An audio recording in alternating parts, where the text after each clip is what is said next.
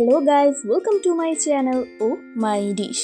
আজকে আপনাদের জন্য নিয়ে এসেছি আমাদের চট্টগ্রামের ঐতিহ্যবাহী মেজবানি চনার ডালের রেসিপি। মেজবানি চনার ডাল দেখেই মুখে পানি চলে আসলো, তাই তো? আপনারা যারা এখনও আমার চ্যানেলটি সাবস্ক্রাইব করেনি তারা এক্ষুনি সাবস্ক্রাইব বাটনটা ক্লিক করে দিন। আর আপনাদের যদি আমার আজকের ভিডিও ভালো লেগে থাকে অবশ্যই লাইক দিয়ে পাশে থাকবেন। তাহলে চলুন আর দেরি না করে সম্পূর্ণ রেসিপিটা দেখে নেই। 2 ঘন্টা আমি চনার ডালগুলোকে ভিজিয়ে রেখেছিলাম। এবার চনার ডালগুলোকে সিদ্ধ করতে দেব। এবার একটি পাত্রে চনার ডালগুলো ঢেলে দিলাম, এতে তেজপাতা দিয়ে দিলাম, আস্ত কাঁচামরিচ দিয়ে দিলাম 3টা। সিদ্ধ হওয়ার জন্য পানি দিয়ে ঢাকনা দিয়ে ঢেকে দিলাম। এবার আস্ত গরম মশলাটা রেডি করে নিচ্ছি। 5টা লবঙ্গ, 3টা দারচিনি, 4-5 টুকরা তেজপাতা, 5টা ছোট এলাচ, 7-8টা কাবাব চিনি, 20টার মতো আস্ত গোলমরিচ, 2টা বড় এলাচ দিয়ে দিলাম। চনার ডাল রান্নার জন্য আস্ত গরম মশলা রেডি হয়ে গেল। 1 কেজি মিক্স গরু মাংস নিয়ে নিলাম। মিক্স বলতে হাড্ডি, চর্বি আর মাংস। হাড্ডির রস, চর্বি, তেল, মাংসের স্বাদে চনার ডালটা খুব মজার হয়। আপনারা যারা এখনও চট্টগ্রামের ঐতিহ্যবাহী মেজবানি চনার ডাল খাননি তারা এখন এই ভিডিওটা দেখে নিজেরাই ঘরে তৈরি করে ফেলতে পারবেন। 20 মিনিট পর ঢাকা খুলে দেখি চনার ডালগুলো সিদ্ধ হয়ে এসেছে।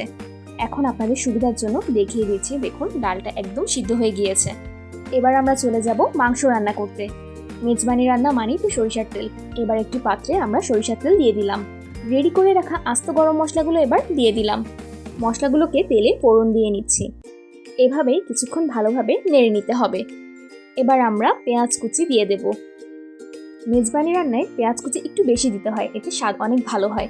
এবার পেঁয়াজগুলো যতক্ষণ বাদামি রং না হবে ততক্ষণ এভাবেই নাড়তে থাকতে হবে। এবার আমরা বাদাম বাটা আর সরিষা বাটা দিয়ে দিলাম। 1 চামচ আদা বাটা দিয়ে দিলাম, 1 চামচ রসুন বাটা দিয়ে দিলাম। এবার পেঁয়াজ, আস্ত গরম মশলা আর বাটা মশলাগুলোকে ভালো করে কিছুক্ষণ কষিয়ে নেব। মশলাগুলো ভালো করে কষানো হয়ে গেলে এবার আমরা গুঁড়ো মশলাগুলো দিয়ে দেব। প্রথমে হলুদ গুঁড়ো দিয়ে দিলাম, এরপর দিয়ে দিয়েছি কাশ্মীরি রেড চিলি পাউডার, ধনিয়া গুঁড়ো দিয়ে দিলাম। এবার এই মশলাগুলোকেও বাকি মশলার সাথে ভালো করে নেড়েচেড়ে মিক্স করে দিচ্ছি। এবার সামান্য পানি দিয়ে দিলাম। আবার কিছুক্ষণ ভালো করে এবার মশলাগুলোকে নেড়েচেড়ে দিচ্ছি। মশলা কষানোর সময় লক্ষ্য রাখতে হবে মশলাগুলো যাতে নিচে লেগে না যায় আর চুলোর আঁচ যাতে মিডিয়াম থাকে। ঢাকনা দিয়ে ঢেকে দিলাম। কিছুক্ষণ পর ঢাকনা খুলে দেখি মশলাগুলোর উপর তেল উঠে এসেছে। আবার ভালো করে নেড়েচেড়ে দিলাম। এবার গরু মাংসগুলোকে ঢেলে দিলাম। গরু মাংসগুলোকে ভালো করে নেড়েচেড়ে দিচ্ছি।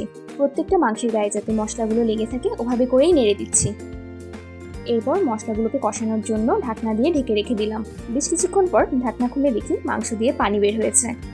মাংসটাকে ভালো করে নেড়েচেড়ে দিচ্ছি। এরপর আমরা মাংসটা সিদ্ধ হওয়ার জন্য পানি দিয়ে দেব। তারপর স্বাদমতো লবণ দিয়ে দেব। এরপর আবার সবকিছু ভালো করে নেড়েচেড়ে ঢাকনা দিয়ে ঢেকে রেখে দেব। বেশ কিছুক্ষণ পর ঢাকনা খুলে দেখি মাংসটা সিদ্ধ হয়ে এসেছে। এবার মাংসটাকে ভালো করে আবার নেড়েচেড়ে দিয়ে আমরা সিদ্ধ করে রাখা চনার ডালগুলোকে দিয়ে দেব।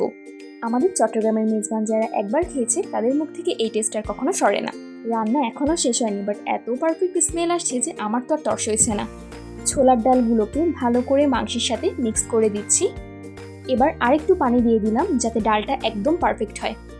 ভালো করে নেড়েচেড়ে ঢাকনা দিয়ে ঢেকে রেখে দেব। কিছুক্ষণ পর ঢাকনা খুলে দেখি টকবক করে ডালটা ফুটে উঠেছে।